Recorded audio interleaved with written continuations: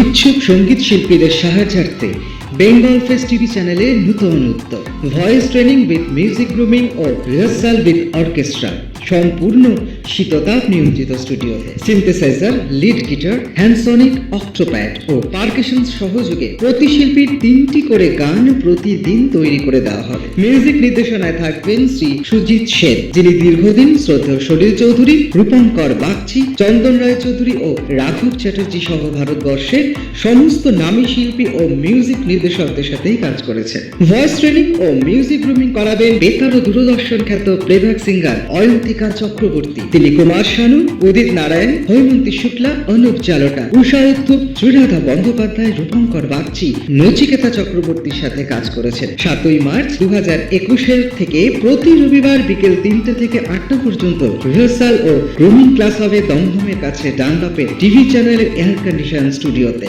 6 মাসের শেষে প্রতি শিল্পীকে মেমেন্টো ও সার্টিফিকেট প্রদান করা হবে টিভি চ্যানেলের পক্ষ থেকে। উপস্থিতি ও দক্ষতার ভিত্তিতে সম্পূর্ণ বিনামূল্যে টিভি চ্যানেল ও ফাংশনে গান গাইবার ও টেলিফিল্মে প্লেব্যাক করার সুযোগ করে দেওয়া হবে যোগ্য শিল্পীদের। দেরি না করে বিস্তারিত বিবরণের জন্য আজই যোগাযোগ করুন 7003687634 এই নম্বরে।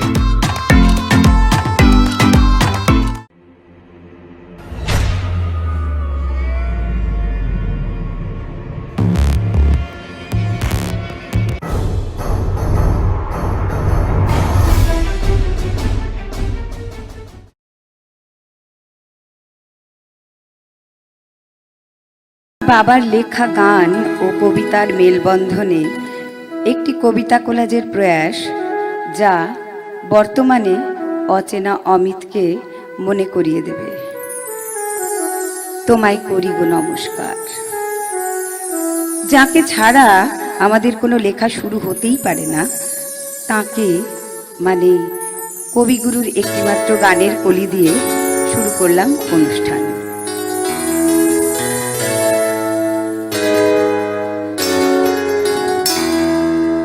আজি শুভ দিনে পিতার ভবনে অমৃত সদনে চলো যাই। আজি শুভ দিনে পিতার ভবনে অমৃত সদনে চলো যাই। হে রক্তকরবীর কবি, বিপ্লব থামাও। হে বিশ্ব বরেণ্য ধ্যানমগ্ন মহারিষি, নিশুতির নক্ষত্র পথে ভ্যান গগের দৃষ্টির মতন আলোকিত করে দাও পৃথিবীর পথ। হে রক্তকরবীর কবি, বিপ্লব থামাও। বলাকার পাখায় পাখায় এঁকে দাও তুমি শ্বেত করবীর ফুল। শান্তির দোলা লেগে ভাসুক দুকুল। বসন্তের কৃষ্ণচূড়া ডালে ঝরে পড়া শিশিরের মতন জ্যোৎস্না আকাশ থেকে গলে পড়ুক জাফরানি রং। বিষাদের মুখ জুড়ে সংহতি জাগুক। হে রক্তকরবীর কবি, পৃথিবীর মাঝে তোমার রূপক হোক শান্তি কপট।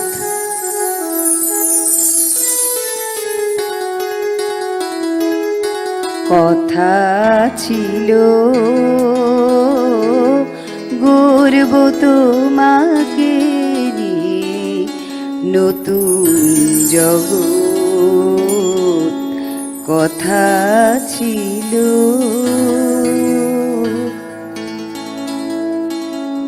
বিচিত্র রঙের ছবি, স্বপ্নের ঘরে যেন জীবন্ত নিঃশ্বাস।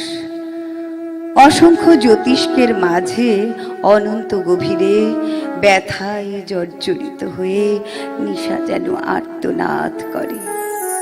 অতর্কিতে ঘুম ভাঙে, কবির লেখনী থামে সহসা আঘাতে। স্তব্ধতার ছায়া মাঝে কবির জীবনে তবু বিবশতা নেই। আবার স্বপ্ন দেখে কবি, কল্পনার পাখা মেলে অনন্ত গভীরে। প্রেমের চুম্বন ঠোঁটে পুনর্বার সে নিশাকে জড়ায়। নিশার শরীরে জাগে কামনার ঢেউ। নিশা গর্ভবতী হলে কবিতার জন্ম হয় কবির ঔরসে। রাধা রাধা বলে কাঁদে যে শ্যাম, রাধা রাধা বলে কাঁদে যে শ্যাম, বাঁশিতে বাজে তার কান্নায় বিরাম। বহু যুগ আগে কোনো এক সাধক শিল্পী বৃত্তাকার ক্যানভাসে শুধু নীল, কালো আর সবুজের জল রঙে একখানি মাস্টারপিস ছবি এঁকে নাম দিয়েছিল পৃথিবী। ম্যাটম্যাটে ছবি, তবু নিরাকার নয়, আকার থেকে ইকারে রূপান্তরের ভাবনা। সেই সূত্র ধরেই বাল্মীকির রামায়ণের মতন সত্যি একদিন বাস্তবে পৃথিবীর জন্ম হলো।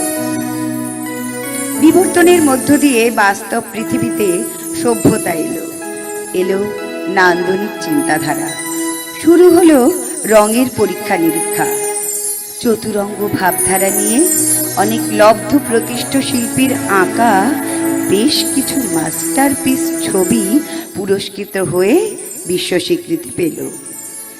কিন্তু হলে কি হবে, সেসব ছবি তেমন কোনো ভাবনার উপহার দিতে পারেনি। ওই বৃত্তাকার ক্যানভাসের মাস্টারপিস ছবিখানি শিল্পী আজও অচেনাই রয়ে গেছে। স্বীকৃতি না পেয়েও ছবিখানি চিরকালের মাস্টারপিস হয়েই রইল। এখানে শিল্পী কোনো বিষয় নয়, সৃষ্টি শিল্পী নামের আসল পরিচয়। বেহালা বিরহ রাগে বাজে বাজে বাজে, একটু আঘাত পেলে বুকের মাঝে বাজে বাজে বাজে। আত্মপ্রত্যয় আর বিস্ময় ভরা দুটো চোখ, কিন্তু কেন? বিপরীত মেরুতে দাঁড়িয়ে থাকা দুই প্রহরী, বিস্ময় বিহ্বল দুটি চোখ আর মনে আত্মপ্রত্যয়ের গভীরতা। কেন্দ্রবিন্দু এক, কিন্তু দুই বিপরীত শক্তি। প্রেম এখানে পরকীয়া, বিরোধ শক্তি। মিথ্যা এখানে অভিজ্ঞতা, সত্য ভুল উণ্ঠিত। পাপ পাপ এখানে আচার, পুণ্য অনুষ্ঠান। জঞ্জাল, চারিদিকে জঞ্জালের পাহাড়, শ্বাসরোধ করা দুর্গন্ধ। মৃত্যু অনিবার্য, মৃত্যুই একমাত্র সুগন্ধের উৎসব। মানবতার মূল্যায়ন এখানে অবমাননা। হতাশা, জীবন বসন্ত শুধু হতাশার পাপড়ি ছড়া ফুল। সাম্যবাদ, সাম্যবাদের ফলশ্রুতি সৌম্যকান্তি যুবকের পাক চাতুর্য মাত্র। আঘাত প্রাপ্য, ব্যথা পুরস্কার, অশ্রু জীবনের ফসল। তিরস্কার এখানে উপহার। তবু চলতে হবে, তবু বলতে হবে, গাইতে হবে জীবনের গান। আমাদের বাঁচতে হবে, প্রত্যয় এখানে রূপকার। বিস্ময় চলার পথ, অভিন্ন আত্মার দুই ভিন্ন মেরু। এই দুটো সত্তা মিলেই তো জীবনের মহামিলন, মহাতীর্থের মহাজীবন। এই তো জীবনের জয়গান। সুর তো হারিয়ে গেছে, গান গাওয়া হলো না, সমিত এলো না ফিরে রাগিনী বিনা। সুর তো হারিয়ে গেছে। জীবনের অনেক পরিশ্রমের পর আমি ভেবেছি একটু শান্তি পাবো। অনেক পরিশ্রমের ফসল তুলে আমি ভেবেছি সংসারের সবাই দুমুঠো খেতে পাবে। সমুদ্রের সঙ্গে লড়াই করে আমি মুক্ত তুলেছি, ভেবেছি একটু সুখ আসবে, তবু সুখ আসেনি, শান্তি পাইনি। তখনও ভাবিনি জমিদারের গোমস্তা লেঠেল নিয়ে মাঠে দাঁড়িয়ে, ভাবিনি মহাজন গদিতে হিসেবের খাতা খুলে বসে আছে। মহাজনী অভিশাপ মাথার পরে ঝুলছে।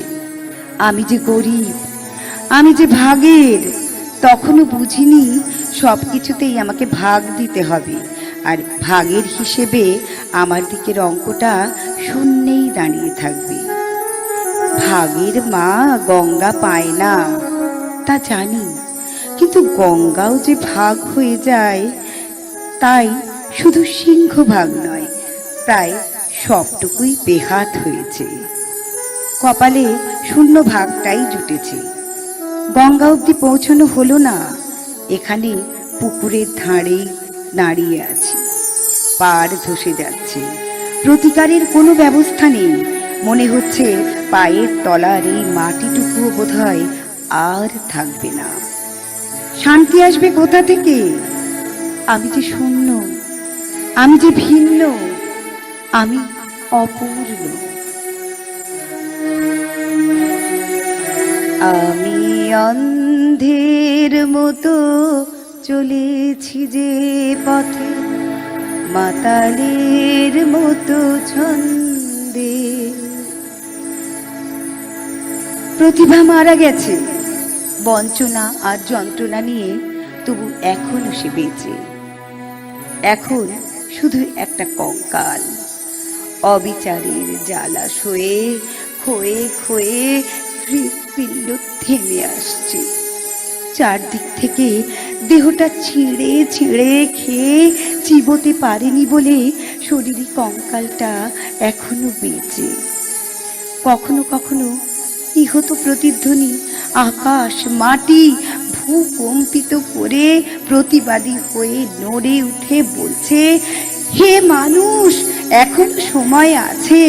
প্রতিভার মৃত্যু নেই যেখানে, সেই পথের সন্ধান করো, নইলে তোমাদেরও একই দশা হবে। পরমুহূর্তে চোখের গুহা থেকে পরম আকুতি ভরা অশ্রু যেন পাথরের গা বেয়ে গলে গলে পড়ে। সাক্ষীর অভাবে আদালতে কারো বিচার হলো না। প্রতিভা মারা গেছে। বলো ব্যথা বাজে কোন সুরে, শূন্য হৃদয়ের কোন সে তারে। বলো ব্যথা বাজে কোন সুরে। রাস্তার চারদিক থেকে ছুটছে মিছিলের সারি। সবাই ছুটছে আপন তাগিদে। আমিও ছুটছি, তুমিও পিছনে। অসময়ের এই মিছিল কেন? জীবন মারা গেছে। সে কি? জীবনকে তো অনেকেই চেনে। সে যে মারা যাবে তাতে কারো আফসোস নেই কেন? তবু হঠাৎ দেখি মিছিলের উল্টো মুখ গতি। চোঙা হাতে কে যেন চিৎকার করে বলছে, জীবন মরেনি, এখনো বেঁচে। খবর পেয়ে জীবনকে দেখবে ভেবে সবাই ছুটছে, দিশাহীন ভাবে ছুটছে। জীবন এতক্ষণ বেঁচেই ছিল। ভিড়ের চাপে জীবন এবার সত্যি মারা গেল। সকলেরই আফসোস, জীবনকে আর দেখা হলো না। জীবন মরল কেন? জীবন মরবে কেন? শতাব্দীর আকাশ তাই উৎকণ্ঠার শব্দকোষ খোঁজে। রুদ্র বীণা বাজিও না, বাজিও না, রুদ্র বীণা বাজিও না, বাজিও না। শ্রান্তি যদি আসে সে তারের তারে, ঝরাও মনের বেদনা। রুদ্র বীণা বাজিও না, বাজিও না। আমরা ছিলাম আড্ডা উইথ কবিতা রেডিও মিউজিক আয়োজিত এই অনুষ্ঠানটিতে আমাদের সঙ্গে ছিলেন শিল্পী বন্ধু মিতালি ভট্টাচার্য। আমরা ফিরে আসবো আবারও আরেকজন শিল্পীকে নিয়ে এরকম একটি অনুষ্ঠানে।